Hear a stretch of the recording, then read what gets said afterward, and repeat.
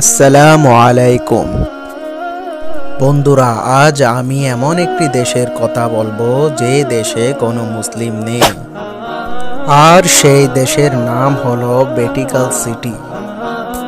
আমরা সবাই জানি ভ্যাটিকান সিটি একটি স্বাধীন সুন্দর দেশ। বন্ধুরা, তোমরা জেনে অবাক হবে যে এই দেশে শুধুমাত্র ধর্মগুরু পোপ ও খ্রিস্টানরা বসবাস করে। অন্য কোনো ধর্মের মানুষ এখানে বসবাস করে না। আর এই দেশটি ইতালির রোমে অবস্থিত। অবাক করা বিষয় হলো ভ্যাটিকান সিটির জনসংখ্যা মাত্র 400 জন। যখন এই দেশটি রক্ষা করার প্রসঙ্গ আসে তখন ইতালির সেনাবাহিনী এগিয়ে আসে রক্ষা করার জন্য। আর এই ভ্যাটিকান সিটির আয়তন মাত্র 0.46 বর্গ কিলোমিটার।